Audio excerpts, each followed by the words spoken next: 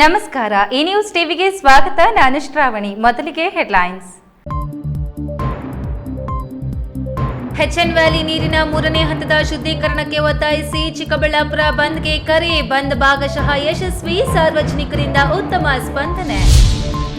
ನೀರಿನ ಹೋರಾಟಕ್ಕೆ ಯಾರು ಕರೆದರೂ ಬರಲು ಸಿದ್ಧ. ಬೆಂಗಳೂರಿಗೆ ನದಿ ಕೊಟ್ಟ ಚಿಕ್ಕಬಳ್ಳಾಪುರಕ್ಕೆ ಕೊಚ್ಚೆ ನೀರು. ಚಿಕ್ಕಬಳ್ಳಾಪುರ ಬಂದ್ಗೆ ಸಾಥ್ ಕೊಟ್ಟ ಯಲಹಂಕ ಶಾಸಕ ವಿಶ್ವನಾಥ್. ರಾಷ್ಟ್ರೀಯ ಲೋಕ್ ಅದಾಲತ್ನಲ್ಲಿ 7650 ಪ್ರಕರಣಗಳು. ರಾಜಿ ವಿಚ್ಛೇದನಕ್ಕೆ ಅರ್ಜಿ ಸಲ್ಲಿಸಿದ್ದ 14 ಜೋಡಿಗಳ ಮನವೊಲಿಸಿ ಮರು ಹೊಂದಾಣಿಕೆ. ಕೋಲಾರದ ಕ್ಲಾಕ್ ಟವರ್ ಸಮೀಪ ಇಫ್ತಿಯಾರ್ ಕೂಟ. ಮೊದಲ ಬಾರಿಗೆ ಪಕ್ಷಾತೀತವಾಗಿ ಪಾಲ್ಗೊಂಡಿದ್ದ ರಾಜಕೀಯ ಮುಖಂಡರು. ಸೌಹಾರ್ದತೆಗೆ ಸಾಕ್ಷಿಯಾದ ಇಫ್ತಿಯಾರ್.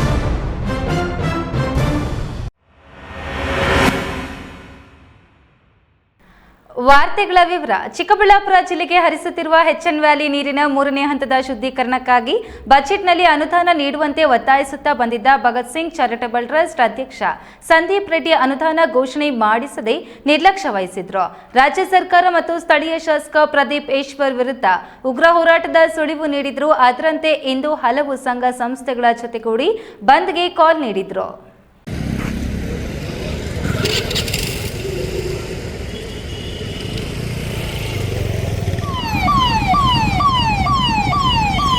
ಚಿಕ್ಕಬಳ್ಳಾಪುರ ಜಿಲ್ಲೆಗೆ ಹರಿಸುತ್ತಿರುವ ಎಚ್ಎನ್ ವ್ಯಾಲಿ ನೀರಿನ 3ನೇ ಹಂತದ ಶುದ್ಧೀಕರಣ ಮಾಡಲೇಬೇಕು ಅಂತ ಒತ್ತಾಯಿಸಿ ಚಿಕ್ಕಬಳ್ಳಾಪುರ ಬಂದ್ಗೆ ಕರೆ ನೀಡಿರುವ ಭಗತ್ ಸಿಂಗ್ ಚಾರಿಟಬಲ್ ಟ್ರಸ್ಟ್ ಮತ್ತು ಕೆಲವು ಸಂಘಟನೆಗಳು ಇಂದು ಬೆಳ್ಳಂಬೆಳಗ್ಗೆ ರಸ್ತೆಗಿಳಿದು ಓಪನ್ ಮಾಡಿದ ಅಂಗಡಿ ಮಾಲೀಕರಿಗೆ ಕ್ಲೋಸ್ ಮಾಡುವಂತೆ ನಗರದ ಪ್ರಮುಖ ರಸ್ತೆಗಳಾದ ಬಿಬಿ ರಸ್ತೆ, Bazaar road, MG road, Wapasandra ರಸ್ತೆ ರೌಂಡ್ ಹಾಕಿದ ಸಂದೀಪ್ ರೆಡ್ಡಿ ಟೀಮ್ ಮನವಿ ಮಾಡಿದ್ರು. ಇನ್ನು ಪ್ರತಿಭಟನಾಕಾರರನ್ನ ಹಿಂಬಾಲಿಸಿದ ಪೊಲೀಸರು ಬಲವಂತದಿಂದ ಕ್ಲೋಸ್ ಮಾಡದಂತೆ ಎಚ್ಚರಿಕೆ ನೀಡುತ್ತಿದ್ರು. ಇನ್ನು ಬಲವಂತವಾಗಿ ಕ್ಲೋಸ್ ಮಾಡಿಸಿದ್ರೆ ಎಫ್ಐಆರ್ ದಾಖಲಿಸೋದಾಗಿ ಎಚ್ಚರಿಕೆಯನ್ನ ನೀಡಿದ್ರು.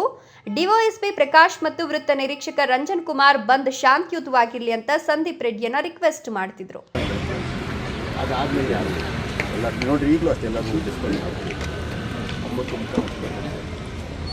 ತೊಂದರೆ ಆಗಿರೋಂಗೆ ಚಿಕ್ಕಬಳ್ಳಾಪುರಕ್ಕೆ ಅವಮಾನ ಆಗಿದೆ. ಡಿಪಾರ್ಟ್ಮೆಂಟ್ಗೆ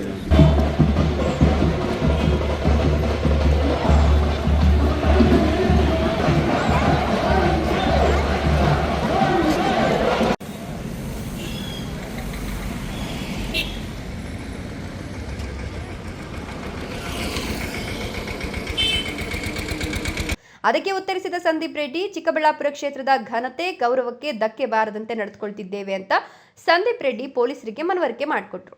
ಇನ್ನು ಇಂದು ನೀಡಿದ ಬಂದ್ಗೆ ಚಿಕ್ಕಬಳ್ಳಾಪುರದಲ್ಲಿ ಉತ್ತಮ ಪ್ರತಿಕ್ರಿಯೆ ಸಿಕ್ಕಿದೆ. ಬಸ್ ನಿಲ್ದಾಣಗಳಲ್ಲಿ ಬಸ್ಗೆ ಬರುವವರ ಸಂಖ್ಯೆ ಕಡಿಮೆಯಾಗಿತ್ತು. ಅಲ್ಲಲ್ಲಿ ಒಂದೊಂದು ಅಂಗಡಿಗಳು ತೆರೆದಿದ್ವು. ಇನ್ನು ಹಾಲು, ಮೆಡಿಕಲ್ ಶಾಪ್ಗಳಿಗೆ ರಿಯಾಯಿತಿ ನೀಡಲಾಗಿದ್ದು ನಗರದ ಪ್ರಮುಖ ವೃತ್ತಗಳಲ್ಲಿ ಪೊಲೀಸರು ಕಾವಲು ಕಾದಿದ್ರು. ನಗರದಲ್ಲಿ ಯಾವುದೇ ಪ್ರತಿಭಟನೆ ನಡೆದರೂ ಅದಕ್ಕೆ ಯೋಗ್ಯ ಸ್ಥಳ ಅನಿಸಿಕೊಂಡಿರುವ ಶಿಡ್ಲಘಟ್ಟ ವೃತ್ತ, ಅಲ್ಲಿ 2 ಪೊಲೀಸ್ ರಿಸರ್ವ್ ವ್ಯಾನ್ಗಳನ್ನು ಹೆಚ್ಚಿನ ಸಂಖ್ಯೆಯಲ್ಲಿ ಪೊಲೀಸರು ನಿಯೋಜನೆ ಮಾಡಿದ್ರು. ಇನ್ನು ಬೈಕ್ ರ್ಯಾಲಿಯಲ್ಲಿ ಪಾಲ್ಗೊಂಡ ಭಗತ್ ಸಿಂಗ್ ಚಾರಿಟಬಲ್ ಟ್ರಸ್ಟ್ ಅಧ್ಯಕ್ಷ ಮೊದಲ ರಿಯಾಕ್ಷನ್ ಹೇಗಿತ್ತು ಅಂತ ನೀವೇ ನೋಡಿ ಕೇಳಿ. ಏನು ಒಂದಷ್ಟು ಎಸೆನ್ಷಿಯಲ್ಸ್ ಅಂದರೆ ಏನು ಒಂದು ತರಕಾರಿ ಅಂಗಡಿ ಇರ್ಬೋದು, ಸಣ್ಣ ಪುಟ್ಟ ರೈತರು ಆ ಥರದ್ದು ಏನಾದರೂ ಬಂದಿದ್ದರೆ ಅದು ಬಿಟ್ಟರೆ, ಮತ್ತು ಹಾಲಿನ ಅಂಗಡಿ ಅದು ಬಿಟ್ಟರೆ ಭಾಗಶಃ ಎಲ್ಲ ಅಂಗಡಿಗಳನ್ನು ಸ್ವಯಂ ಪ್ರೇರಿತವಾಗಿ ಜನನೇ ಇವತ್ತು ಮುಚ್ಚಿರೋದು ನಿಜಕ್ಕೂ ನಮ್ಮ ಹೋರಾಟಕ್ಕೆ ಸಿಕ್ಕ ಜಯ ಅಂತ ಹೇಳ್ಬೋದು. ಇಡೀ ದಿನ ಇದೇ ರೀತಿ ನಾವೇ ಸ್ವಯಂ ಪ್ರೇರಿತವಾಗಿ ಅಂಗಡಿ ಇಲಾಖೆಗಳನ್ನು ಮುಚ್ಚಿ ಏನು ನಾವು ಸರ್ಕಾರದ ವಿರುದ್ಧ, ಈ ವ್ಯವಸ್ಥೆಯ ವಿರುದ್ಧ ನಮ್ಮ ಹಕ್ಕಿಗಾಗಿ ಏನು ಹೋರಾಟ ಮಾಡ್ತಿದ್ದೀವಿ ಅದಕ್ಕೆ ನಿಜವಾಗ್ಲೂ ಶಕ್ತಿ ಸಿಕ್ಕಿದೆ. KS Narayanaswamy, E news TV, Chikkaballapur. HN valley ನೀರನ್ನ 3ನೇ ಹಂತದ ಶುದ್ಧೀಕರಣಕ್ಕಾಗಿ ಒತ್ತಾಯಿಸಿ ಭಗತ್ ಸಿಂಗ್ ಚಾರಿಟಬಲ್ ಟ್ರಸ್ಟ್ ಹಾಗೂ ರೈತ ಪರ, ಕನ್ನಡ ಪರ ಹೋರಾಟ ಸಮಿತಿಗಳು ಇಂದು ಕರೆ ನೀಡಿದ ಚಿಕ್ಕಬಳ್ಳಾಪುರ ಬಂದ್ ಬೆಂಬಲಿಸಿ ಭಾಗವಹಿಸಿದ್ದ ಯಲಹಂಕ ಶಾಸಕ ಎಸ್ಆರ್ ವಿಶ್ವನಾಥ್ ಮಾತನಾಡಿ, ಒಂದು ಕಾಲದಲ್ಲಿ ಬೆಂಗಳೂರಿಗೆ ನದಿ ನೀರನ್ನ ಹರಿಸಿದ ಚಿಕ್ಕಬಳ್ಳಾಪುರಕ್ಕೆ ಈಗ ಬೆಂಗಳೂರಿನ ಕೊಚ್ಚೆ ನೀರನ್ನ ಸ್ವೀಕರಿಸುವ ಗತಿ ಬಂದೊದಗಿದೆ. ಬಂದನ್ನು ಚಿಕ್ಕಬಳ್ಳಾಪುರ ಜನ ಬೆಂಬಲಿಸಿರುವುದಕ್ಕೆ ನಾನು ಸಂತೋಷಿಸುತ್ತೇನೆ ಎಂದು ಯಲಹಂಕ ಶಾಸಕ ಎಸ್ಆರ್ ವಿಶ್ವನಾಥ್ ತಿಳಿಸಿದರು.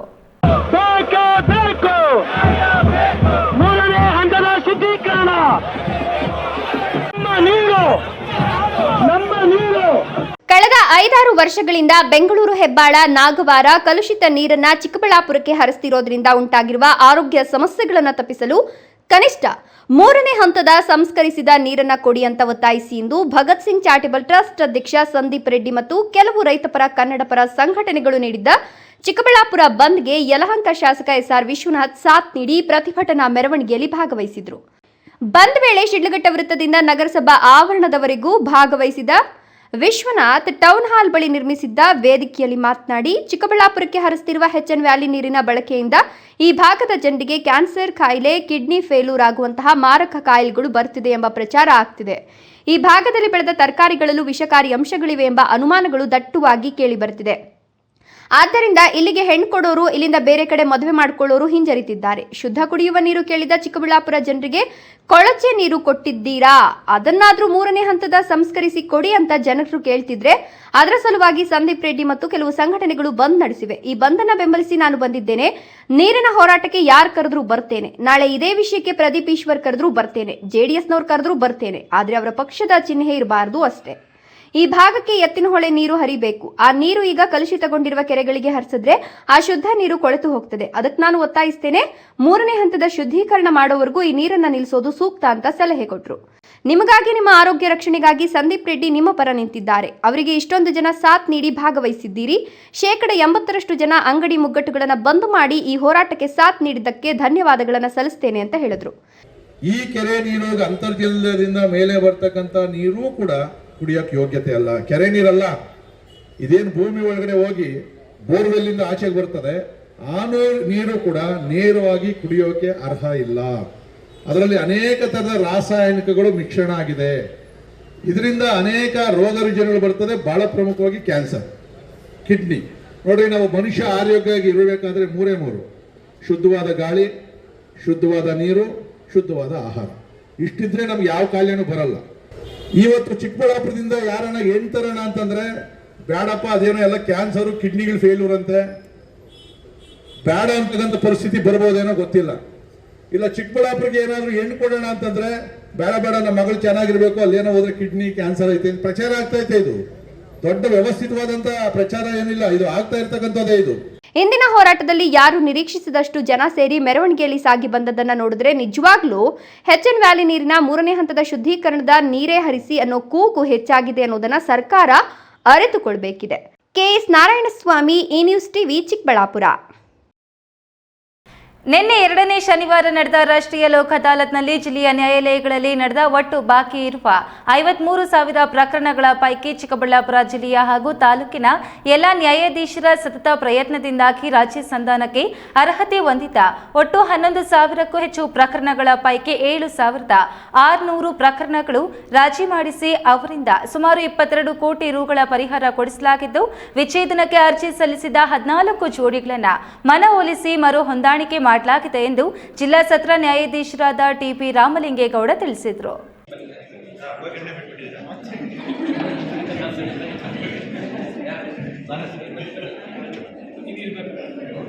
ನಿನ್ನೆ ನಡೆದ ರಾಷ್ಟ್ರೀಯ ಲೋಕ್ ಅದಾಲತ್ನಲ್ಲಿ ಅದಾಲತ್ ಮುಗಿದ ಮೇಲೆ ಸುದ್ದಿಗೋಷ್ಠಿ ನಡೆಸಿದ ಕಾನೂನು ಸೇವೆಗಳ ಪ್ರಾಧಿಕಾರದ ಜಿಲ್ಲಾಧ್ಯಕ್ಷರು ಆದ ಜಿಲ್ಲಾ ಸತ್ರ ನ್ಯಾಯಾಧೀಶರಾದ ಟಿಪಿ ರಾಮಲಿಂಗೇಗೌಡರು ಜಿಲ್ಲೆಯ ಎಲ್ಲ ನ್ಯಾಯಾಲಯಗಳಲ್ಲಿ 53,000ಕ್ಕೂ ಹೆಚ್ಚು ಪ್ರಕರಣಗಳು ಇದ್ದು, ರಾಜ್ಯ ಸಂಧಾನಕ್ಕೆ ಅರ್ಹತೆ ಹೊಂದಿದ್ದ ಒಟ್ಟು 11,000ಕ್ಕೂ ಹೆಚ್ಚು ಪ್ರಕರಣಗಳ ಪೈಕಿ 7,650 ಪ್ರಕರಣಗಳನ್ನು ರಾಜಿ ಮಾಡಿಸಿ ಅವರಿಂದ 22 ಕೋಟಿ ರುಗಳ ಪರಿಹಾರ ಕೊಡಿಸಲಾಗಿದೆ. ಅದಲ್ಲದೆ ವಿಚ್ಛೇದನಕ್ಕೆ ಅರ್ಜಿ ಸಲ್ಲಿಸಿದ 14 ಜೋಡಿಗಳನ್ನು ಮನವೊಲಿಸಿ ಮರು ಮದುವೆ ಮಾಡಿ ಅವರಿಗೆ ಹೊಸ ಜೀವನಕ್ಕೆ ದಾರಿ ಮಾಡಿಕೊಡಲಾಗಿದೆ.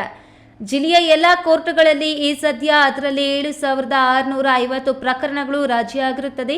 ವ್ಯಾಜ್ಯ ಪೂರ್ವ ಪ್ರಕರಣಗಳಿಗೆ ಸಂಬಂಧಿಸಿದಂತೆ 1,17,205ಗಳನ್ನು ಗುರುತಿಸಿದ್ದು, ಅದರಲ್ಲಿ 1,04,660 ಪ್ರಕರಣಗಳು ರಾಜಿಯಾಗಿದ್ದು, ಸುಮಾರು 22 ಕೋಟಿಗಳಷ್ಟು ರಾಜಿ ಸಂಧಾನದ ಮೂಲಕ ಚಿಕ್ಕಬಳ್ಳಾಪುರ ಜಿಲ್ಲೆಯ ಎಲ್ಲ ನ್ಯಾಯಾಲಯಗಳಲ್ಲಿ ಇತ್ಯರ್ಥಪಡಿಸಲಾಯಿತು. ಆಸ್ತಿ ವಿವಾದದ ಸಿವಿಲ್ ಪ್ರಕರಣಗಳು, ಅಣ್ಣ ತಮ್ಮಂದಿರ ಮಧ್ಯೆ ಇರುವ ಪಾಲು ವಿಭಾಗ ಕೋರಿ ಸಲ್ಲಿಸಿದ ಪ್ರಕರಣಗಳು, ಬ್ಯಾಂಕ್ ಸಾಲದ ವಸೂಲಾತಿ ಪ್ರಕರಣಗಳು, ರಸ್ತೆ ನಿಯಮ ಉಲ್ಲಂಘನೆ ದಂಡ ವಸೂಲಾತಿ ಪ್ರಕರಣಗಳು, ಮರಳು ಕಳ್ಳತನ ಪ್ರಕರಣಗಳು ರಾಜಿ ಸಂಧಾನ ಮೂಲಕ ಇತ್ಯರ್ಥಪಡಿಸಲಾಗಿದೆ. ರಾಜಿ ಆಗುವಂತಹ ಅಪರಾಧಿ ಪ್ರಕರಣಗಳು, ಚೆಕ್ ಅಮಾನ್ಯ ಪ್ರಕರಣಗಳು, ಹೀಗೆ ಹಲವಾರು ಬಗೆಯ ಪ್ರಕರಣಗಳನ್ನು ರಾಜಿ ಸಂಧಾನದ ಮೂಲಕ ಇತ್ಯರ್ಥಪಡಿಸಲಾಯಿತು.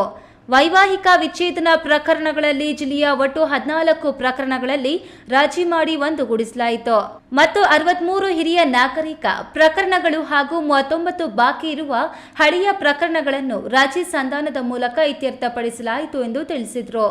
ಈ ಬಾರಿ 11,361 ಪ್ರಕರಣಗಳನ್ನ ನಾವು ಪೆಂಡಿಂಗ್ ಕೇಸಸ್ಗಳನ್ನ ಅದಾಲತ್ಗೆ ಕನ್ಸಿಡರ್ ಮಾಡಿದ್ವಿ. ಅದರಲ್ಲಿ 7,650 ಪ್ರಕರಣಗಳು ರಾಜಿ ಮುಖಾಂತರ ಇವತ್ತು ಇತ್ಯರ್ಥಗೊಂಡಿದ್ದಾವೆ. ಈ ಸಂಖ್ಯೆ ಕಳೆದ ಬಾರಿ 7,171 ಇತ್ತು. ಈ ಸಲ ಅದು 7,651 ಅಂದರೆ 500 ಹೆಚ್ಚಿನ ಪ್ರಕರಣಗಳು ಮುಕ್ತಾಯಗೊಂಡಿದ್ದೇವೆ ರಾಜಿನಲ್ಲಿ. ಕಳೆದ ಬಾರಿಗಿಂತ ನಾವು ಒಳ್ಳೆಯ ಸಾಧನೆ ಮಾಡಿದ್ದೇವೆ.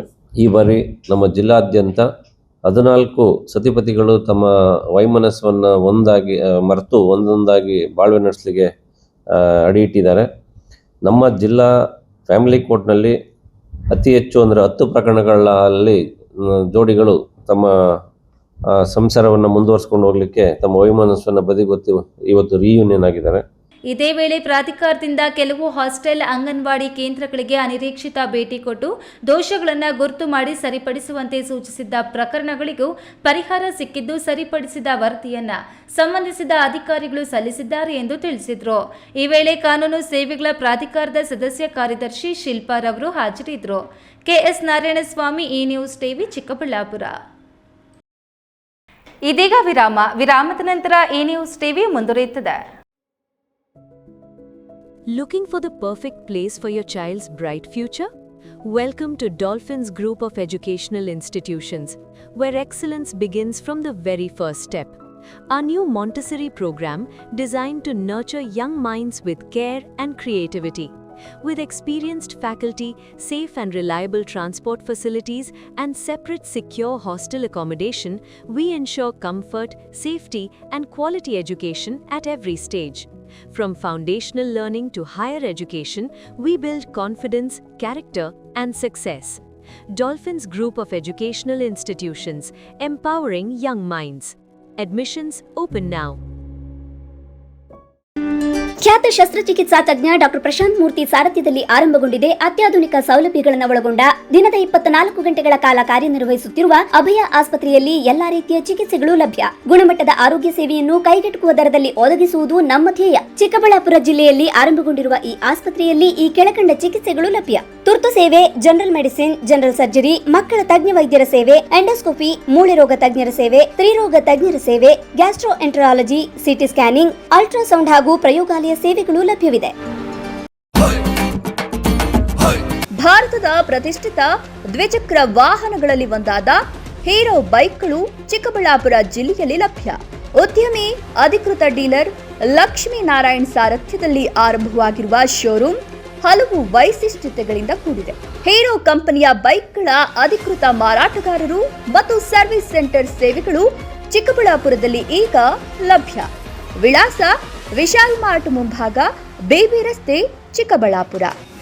ವಿರಾಮದ ನಂತರ ಇ ನ್ಯೂಸ್ ಟಿವಿಗೆ ಸ್ವಾಗತ. ಕೋಲಾರದ ಕ್ಲಾಕ್ ಟವರ್ ಸಮೀಪದ ಶಾಹಿ ಮಸೀದಿ ಬಳಿ ಕೋಲಾರದಲ್ಲೇ ಮೊದಲ ಬಾರಿಗೆ ಪಕ್ಷಾತೀತವಾಗಿ ಎಲ್ಲ ರಾಜಕೀಯ ಪಕ್ಷಗಳನ್ನು ಹಾಗೂ ಮುಖಂಡರನ್ನು ಒಳಗೊಂಡ ರಂಜಾನ್ ಪ್ರಯುಕ್ತದ ಆಯೋಜಿಸಿದ್ದ ಇಫ್ತಿಯಾರ್ ಕೂಟ ಸೌಹಾರ್ದತೆಗೆ ಸಾಕ್ಷಿಯಾಯಿತು.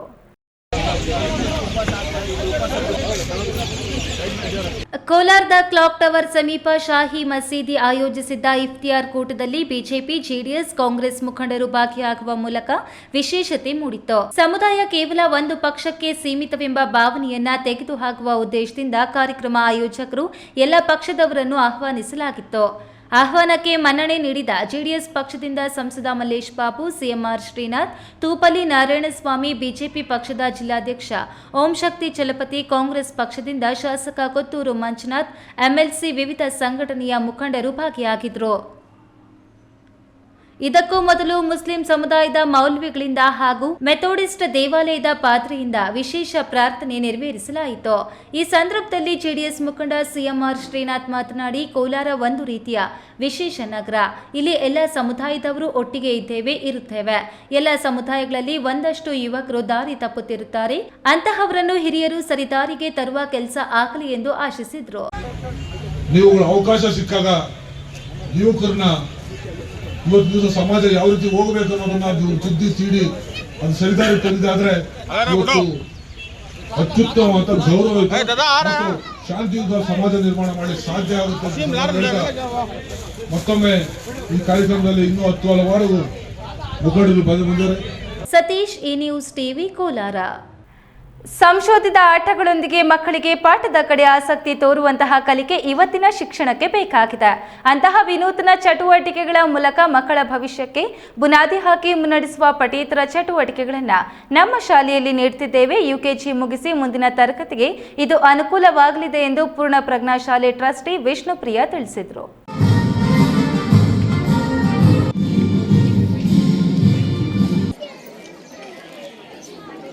ಚಿಕ್ಕಬಳ್ಳಾಪುರ ನಗರದ ಪೂರ್ಣ ಪ್ರಜ್ಞಾ ಶಾಲೆಯಲ್ಲಿ ಪುಟಾಣಿಗಳಿಗೆ ಗ್ರಾಜ್ಯುಯೇಷನ್ ಡೇ ಕಾರ್ಯಕ್ರಮ ಹಮ್ಮಿಕೊಳ್ಳಲಾಗಿತ್ತು. ಅವರಿಗೆ ಅರಿವೇ ಇಲ್ಲದ ಪದವಿ ಪ್ರದಾನ ಕಾರ್ಯಕ್ರಮವನ್ನು ಆಟ ಪಾಠ ಹಾಗೂ ಆಕರ್ಷಕ ಮ್ಯೂಸಿಕ್ ಚಟುವಟಿಕೆಗಳೊಂದಿಗೆ ಕಾರ್ಯಕ್ರಮ ಹಮ್ಮಿಕೊಂಡಿದ್ದರು. ಪುಟಾಣಿಗಳಿಗೆ ಕಲಿಕೆಯತ್ತ ಆಸಕ್ತಿ ಮೂಡಿಸುವಂತಹ ಪಠ್ಯೇತರ ಚಟುವಟಿಕೆಗಳೇ ಇವತ್ತಿನ ಗ್ರಾಜ್ಯುಯೇಷನ್ ದಿನದ ಆಕರ್ಷಣೆಯಾಗಿತ್ತು. ಯುಕೆಜಿ ಮುಗಿಸಿದ ಎಲ್ಲಾ ಪುಟಾಣಿಗಳಿಗೂ ಪ್ರಮಾಣ ಪತ್ರ ಹಾಗೂ ಆಟಿಕೆಗಳನ್ನೇ ನೀಡಿ ಪುರಸ್ಕರಿಸಿದ್ರು. ಗ್ರಾಜ್ಯುಯೇಷನ್ ಡೇ ಅಂದ್ರೆ ಏನು, ಹೇಗಿರುತ್ತೆ ಅನ್ನೋದನ್ನ ಚಿಕ್ಕ ಮಕ್ಕಳಿಂದಲೇ ತೋರಿಸಿಕೊಡುವ ಕಾರ್ಯಕ್ರಮ ಇದಾಗಿತ್ತು. ಈ ಕಾರ್ಯಕ್ರಮದಲ್ಲಿ ಮಾತನಾಡಿದ ಪೂರ್ಣ ಪ್ರಜ್ಞಾ ಶಾಲೆಯ ಟ್ರಸ್ಟಿ ವಿಷ್ಣುಪ್ರಿಯಾ, ಇದೊಂದು ರಿಸರ್ಚ್ ಬೆಸ್ಟ್ ಆಟದ ಮೂಲಕ ಪಾಠ ಹೇಳಿಕೊಡುವ ಚಟುವಟಿಕೆ. ಈ ರೀತಿಯ ಪ್ರಯತ್ನದಿಂದಾಗಿ ಮಕ್ಕಳು ಬೇಗನೆ ಕಲಿಕೆಯತ್ತ ಆಕರ್ಷಣೆ ತೋರುತ್ತವೆ. ಇಂದು ನಡೆದ ಗ್ರಾಜ್ಯುಯೇಷನ್ ಡೇನಲ್ಲಿ ಪೋಷಕರು ತುಂಬಾ ಖುಷಿಯಾಗಿ ತಮ್ಮ ಮಕ್ಕಳ ಚಟುವಟಿಕೆಯನ್ನ ಸ್ವಾಗತಿಸುತ್ತಿದ್ದಾರೆ. ನಮ್ಮ ಶಾಲಾ ಸಿಬ್ಬಂದಿಯ ಶ್ರಮವೇ ಕಾರ್ಯಕ್ರಮ ಇಷ್ಟೊಂದು ಸೊಗಸಾಗಿ ಮೂಡಿಬಂದಿದೆ ಎಂದರು. ನಮ್ಮಲ್ಲಿರೋ UKG ಸ್ಟೂಡೆಂಟ್ಸ್ಗೆ ನಾವು ಒಂದು ರಿಸರ್ಚ್ ಬೇಸ್ಡ್ ಪ್ಲೇ ಪ್ರೋಗ್ರಾಮ್ನ ಅಡಾಪ್ಟ್ ಮಾಡ್ಕೊಂಡಿದ್ದೀವಿ. ಸೊ ಬೇಸ್ಡ್ ಆನ್ ದ್ಯಾಟ್ ನಾವು ಎಡ್ಯುಕೇಷನ್ನ ಪ್ರೊವೈಡ್ ಮಾಡ್ತಾ ಇದ್ದೀವಿ for 3 to 8 years of students.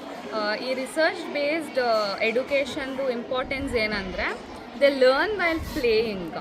So it's not just ಅವರು ಬರೀ ಆಟ ಆಡೋದೊಂದೇ ಅಲ್ಲ, so they also learn through playing. ಕಾರ್ಯಕ್ರಮದಲ್ಲಿ ಸಂಸ್ಥೆ ಅಧ್ಯಕ್ಷ ಎನ್ ವೆಂಕಟೇಶ್, ಪ್ರಾಂಶುಪಾಲೆ ಶೈಲಜಾ ಹಾಗೂ ಸಿಬ್ಬಂದಿ ಹಾಜರಿದ್ದರು. KS Narayanaswamy, E news TV, Chikkaballapur. ದೇಶದಲ್ಲೂ ಹಾಗೂ ರಾಜ್ಯದಲ್ಲೂ ಚಿಕ್ಕ ಮಕ್ಕಳಲ್ಲಿ ಡ್ರಗ್ಸ್ ಚಟ ಹೆಚ್ಚುತ್ತಿರುವುದು ಆತಂಕಕಾರಿ ಬೆಳವಣಿಗೆ. ಕ್ರೀಡೆಗೆ ಹೆಚ್ಚಿನ ಪ್ರೋತ್ಸಾಹ ನೀಡಿದರೆ ಯುವಕರು ಡ್ರಗ್ಸ್ನಿಂದ ದೂರ ಉಳಿಯಬಹುದು ಎಂಬ ನಂಬಿಕೆಯಿಂದ ಸರ್ಕಾರ ಕ್ರೀಡಾ ಅಭಿವೃದ್ಧಿಗೆ ಹೆಚ್ಚಿನ ಒತ್ತು ನೀಡುತ್ತಿದೆ ಎಂದು ಕೊರಟಗೆರೆಯಲ್ಲಿ ಗೃಹ ಸಚಿವ ಡಾಕ್ಟರ್ ಜಿ ಪರಮೇಶ್ವರ್ ತಿಳಿಸಿದರು.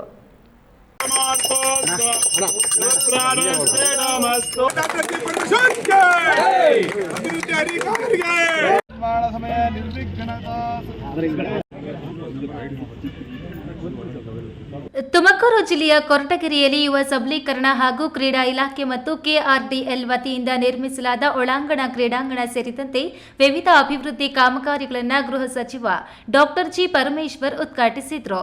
ಈ ವೇಳೆ ಮಾತನಾಡಿದ ಅವರು, ಗ್ರಾಮೀಣ ಭಾಗದ ಪ್ರತಿಭಾವಂತ ಕ್ರೀಡಾಪಟುಗಳನ್ನು ಗುರುತಿಸಿ ಅವರಿಗೆ ಉತ್ತಮ ತರಬೇತಿ ನೀಡಬೇಕು. ಹಳ್ಳಿಗಳಿಂದ ಬಂದ ಪ್ರತಿಭೆಗಳು ರಾಷ್ಟ್ರೀಯ ಹಾಗೂ ಅಂತಾರಾಷ್ಟ್ರೀಯ ಮಟ್ಟದಲ್ಲಿ ಸಾಧನೆ ಮಾಡುವ ಸಾಮರ್ಥ್ಯ ಹೊಂದಿವೆ. ಸರಿಯಾದ ತರಬೇತಿ ನೀಡಿದರೆ ಕೊರಟಗೆರೆಯಿಂದಲೂ ಭವಿಷ್ಯದಲ್ಲಿ ಒಲಿಂಪಿಕ್ಸ್ ಮಟ್ಟದ ಕ್ರೀಡಾಪಟುಗಳು ಹೊರಹೊಮ್ಮಬಹುದು ಎಂಬ ವಿಶ್ವಾಸ ವ್ಯಕ್ತಪಡಿಸಿದ ಅವರು, ತುಮಕೂರಿನಲ್ಲಿ ಇತ್ತೀಚೆಗೆ ದೊಡ್ಡ ಮಟ್ಟದ ಕ್ರೀಡಾಕೂಟವನ್ನು ಆಯೋಜಿಸಲಾಗಿದ್ದು, ಬೆಂಗಳೂರಿಗಿಂತಲೂ ಹೆಚ್ಚಿನ ಅವಕಾಶಗಳನ್ನು ಇಲ್ಲಿ ಕಲ್ಪಿಸಲಾಗಿದೆ ಎಂದು ಹೇಳಿದರು. ಶೂಟಿಂಗ್ ಕ್ರೀಡೆಗೆ ಅಗತ್ಯ ಸೌಲಭ್ಯಗಳನ್ನು ಒದಗಿಸಲಾಗಿದ್ದು, ಜಿಲ್ಲಾಧಿಕಾರಿಗಳು ವಿಶೇಷ ಆಸಕ್ತಿ ತೋರಿಸಿ ಈ ವ್ಯವಸ್ಥೆಯನ್ನು ಕಲ್ಪಿಸಿದ್ದಾರೆ ಎಂದು ಪ್ರಶಂಸಿಸಿದರು. ತೊಡಗಿಸ್ತಕ್ಕಂಥ ಕೆಲಸಗಳಾಗುತ್ತೆ. ಅದಕ್ಕೆ ಸ್ವಲ್ಪ ಮಟ್ಟಿಗಾದರೂ ಅವರನ್ನು ಕ್ರೀಡೆಗೆ ಹೆಚ್ಚು ಡೈವರ್ಟ್ ಮಾಡಿದರೆ ಅದು ಕಡಿಮೆ ಆಗ್ಬೋದು ಅನ್ನುವಂಥ ನಂಬಿಕೆ. ಅದಕ್ಕೋಸ್ಕರ ಅದನ್ನು ಕೂಡ ಮಾಡೋಣ ಅಂತಕ್ಕಂಥದ್ದನ್ನು ನನ್ನ ವೈಯಕ್ತಿಕವಾಗಿ ಆ ಚಿಂತನೆಯನ್ನು ಇಟ್ಕೊಂಡು ಕೆಲಸ ಮಾಡ್ತಿದ್ದೀನಿ. ಭಾಳಷ್ಟು ಕೆಲಸಗಳು ಈಗಾಗಲೇ 50 ಕೋಟಿ ರೂಪಾಯಿ ಕೆಲಸ ಮುಖ್ಯಮಂತ್ರಿಗಳು ಕೊಟ್ಟಿದ್ದಾರೆ. ಮೇ ತಿಂಗಳಲ್ಲಿ ರಾಷ್ಟ್ರೀಯ ಮಹಿಳಾ ಕ್ರೀಡಾಕೂಟವನ್ನು ತುಮಕೂರಿನಲ್ಲಿ ನಡೆಸಲು ಅನುಮತಿ ಸಿಗುವ ಸಾಧ್ಯತೆ ಇದೆ.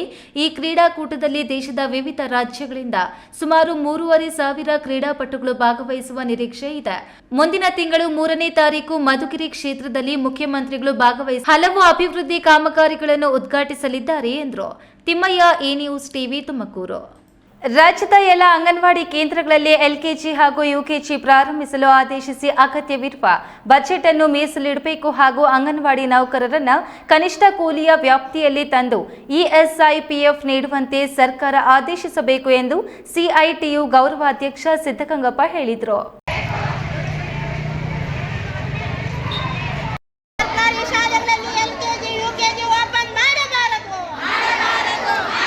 ಕರ್ನಾಟಕ ರಾಜ್ಯ ಅಂಗನವಾಡಿ ನೌಕರರ ಸಂಘದ ವತಿಯಿಂದ ವಿವಿಧ ಬೇಡಿಕೆಗಳನ್ನು ಈಡೇರಿಸುವಂತೆ ಆಗ್ರಹಿಸಿ ಗೌರಿಬಿದನೂರು ತಾಲೂಕು ಪಂಚಾಯಿತಿ ಆವರಣದಿಂದ ಅಂಗನವಾಡಿ ಕಾರ್ಯಕರ್ತೆಯರು ಮೆರವಣಿಗೆ ಹೊರಟು ಶಾಸಕರ ಮನೆ ಮುಂದೆ ಧರಣಿ ನಡೆಸಿದರು. ಈ ವೇಳೆ ಸಿಐಟಿಯು ಗೌರವಾಧ್ಯಕ್ಷ ಸಿದ್ದಗಂಗಪ್ಪ ಮಾತನಾಡಿ, ಸಮಗ್ರ ಶಿಶು ಅಭಿವೃದ್ಧಿ ಯೋಜನೆ ಪ್ರಾರಂಭವಾಗಿ 50 ವರ್ಷಗಳಾಯಿತು.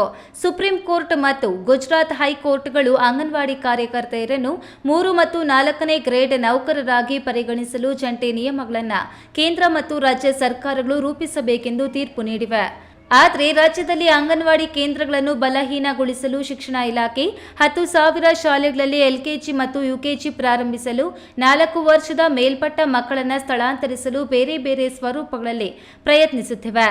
ಮಹಿಳಾ ಮತ್ತು ಮಕ್ಕಳ ಅಭಿವೃದ್ಧಿ ಇಲಾಖೆ ತಡೆಹಾಕಿ ಅಂಗನವಾಡಿ ಕೇಂದ್ರಗಳಲ್ಲಿ ಎಲ್ಕೆಜಿ ಮತ್ತು ಯುಕೆಜಿ ಪೂರ್ವ ಪ್ರಾಥಮಿಕ ಶಿಕ್ಷಣ ಕೇಂದ್ರಗಳಾಗಿ ಪರಿವರ್ತಿಸಲು ತೀರ್ಮಾನಿಸಿದೆ.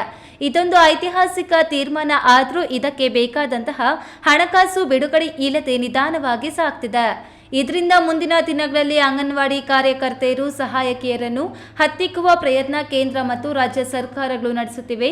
ಇದೇನಾದರೂ ನಡೆದರೆ ಮುಂದಿನ ದಿನಗಳಲ್ಲಿ ರಾಜ್ಯದಾದ್ಯಂತ ಉಗ್ರವಾದ ಹೋರಾಟ ಹಮ್ಮಿಕೊಳ್ಳಲಾಗುವುದು ಎಂದು ಸರ್ಕಾರಕ್ಕೆ ಎಚ್ಚರಿಕೆ ನೀಡಿದರು. ಆದರೆ ಅದು ಗೊತ್ತಿಲ್ಲದಂಗೆ ಏಕಾಏಕಿ ಸರ್ಕಾರ ಏನು ಮಾಡಿದೆ ಅಂದರೆ 10,000 ಶಾಲೆಗಳಲ್ಲಿ ನಾವು ಮಾಡ್ತೀವಿ ಅಂತ ಹೇಳಿದ್ದಾರೆ. ಗೌರಿಬಿದನೂರಲ್ಲಿ ಕೂಡ 35 ಶಾಲೆಗಳನ್ನು ಗುರ್ತು ಮಾಡಿದ್ದಾರೆ. ಆವಾಗ ಅಲ್ಲಿಗೆ ಏನಾದರೂ ಮಾಡಿಬಿಟ್ರೆ 3 ವರ್ಷದಿಂದ 6 ವರ್ಷ ತನಕ ಇರ್ತಕ್ಕಂಥ ಮಕ್ಕಳು ಸಂಪೂರ್ಣವಾಗಿ ಆ ಕಡೆ ಹೋಗ್ಬಿಟ್ಟು ಈ CDS ಅನ್ನು ಮುಚ್ಚತಕ್ಕಂಥ ಕೆಲಸ ಆಗುತ್ತೆ. ಆದ್ದರಿಂದ ಇದನ್ನು ಕೈ ಬಿಡಬೇಕು. ಎಲ್ಲ ಅಂಗನವಾಡಿಗಳಲ್ಲಿ ಅಂಗನವಾಡಿ ಕೇಂದ್ರಗಳನ್ನು ತೆರೆಯೋ ತನಕ ಅಥವಾ ಆದೇಶ ಆಗೋವರೆಗೂ ನಮ್ಮ ಹೋರಾಟವನ್ನು ಮುಂದುವರಿಸ್ತೀವಿ. ಇದೇ ಸಂದರ್ಭದಲ್ಲಿ ಅಧ್ಯಕ್ಷೆ ವರಲಕ್ಷ್ಮಿ, ಕಾರ್ಯಾಧ್ಯಕ್ಷೆ ಶಾಂತಾ ಸುನಂದ, ಬಾಬುರೆಡ್ಡಿ, ಇನ್ನು ಅನೇಕ ಮುಖಂಡರು ಹಾಗೂ ಕಾರ್ಯಕರ್ತರು ಸಹಾಯಕಿಯರು ಹಾಜರಿದ್ದರು. ಪ್ರದೀಪ್, ಈ ನ್ಯೂಸ್ ಟಿವಿ, ಗೌರಿಬಿದನೂರು. ಯುಪಿಎಸ್ಸಿ ಪರೀಕ್ಷೆಯಲ್ಲಿ ಉತ್ತೀರ್ಣರಾಗುವ ಅಭ್ಯರ್ಥಿಗಳ ಸಂದರ್ಶನಕ್ಕೆ ತಮಿಳುನಾಡು ಸೇರಿದಂತೆ ವಿವಿಧ ರಾಜ್ಯ ಸರ್ಕಾರಗಳಿಂದ ಆರ್ಥಿಕ ಸಹಾಯವನ್ನು ಅಭ್ಯರ್ಥಿಗಳಿಗೆ ನೀಡುತ್ತಿದ್ದು, ಈ ನಿಟ್ಟಿನಲ್ಲಿ ರಾಜ್ಯ ಸರ್ಕಾರದಿಂದಲೂ ಸಹಾಯದ ಅಗತ್ಯ ಇದ್ದು ವ್ಯವಸ್ಥೆಗೆ ಅಧಿವೇಶನದಲ್ಲಿ ಪ್ರಸ್ತಾಪವನ್ನು ಮಾಡಲಾಗುತ್ತದೆ ಎಂದು ಎಂಎಲ್ಸಿ ಇಂಚಿರಾ ಗೋವಿಂದರಾಜು ಹೇಳಿದರು.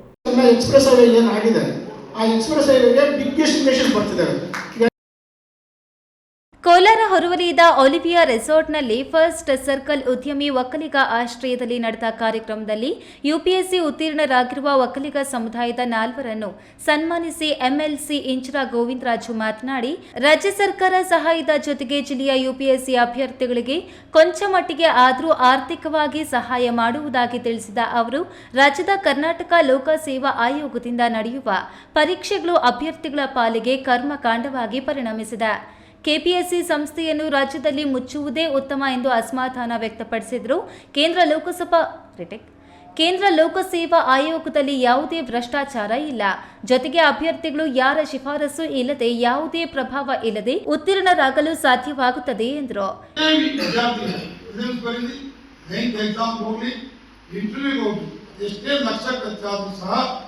ನಮ್ಮ ಒಕ್ಕಲಿಗರ ಸಂಘದ ಪ್ಲಾಟ್ಫಾರ್ಮ್ ಮುಖಾಂತರ ಅವರು ಅಪ್ರೋಚ್ ಮಾಡಿದ್ದೆ ಆದರೆ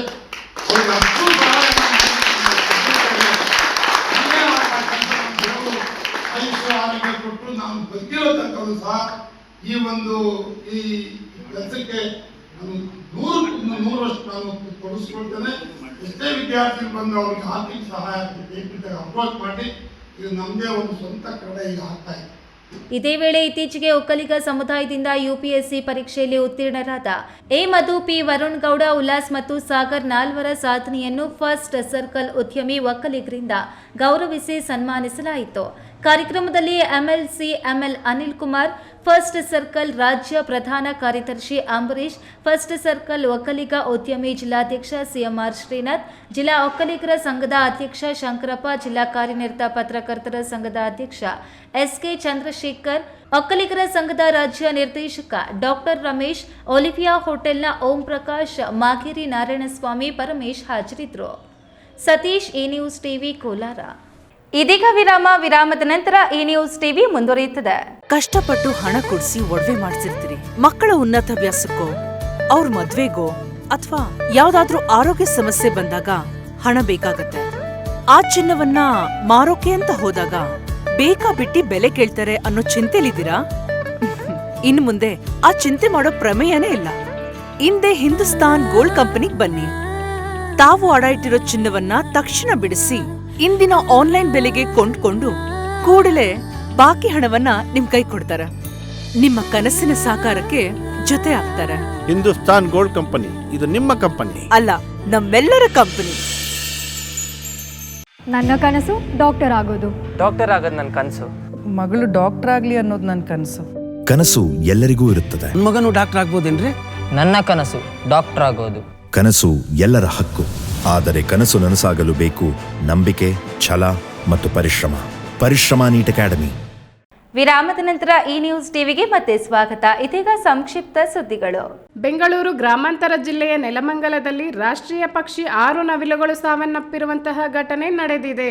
ಬಿಲಾಲ್ ನಗರದ ತೋಟದ ಶೆಡ್ ಬಳಿ ಒಂದೇ ಜಾಗದಲ್ಲಿ 6 ನವಿಲುಗಳು ಕಳೇಬರ ಪತ್ತೆಯಾಗಿದೆ.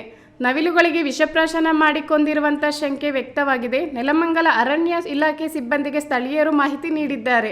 ಸ್ಥಳಕ್ಕೆ ನೆಲಮಂಗಲ ಟೌನ್ ಠಾಣೆ ಪೊಲೀಸರು ಭೇಟಿ ನೀಡಿ ಪರಿಶೀಲನೆ ಮಾಡಿದ್ದಾರೆ. ಕೊನೆಯದಾಗಿ ಮತ್ತೊಮ್ಮೆ ಹೆಡ್ಲೈನ್ಸ್.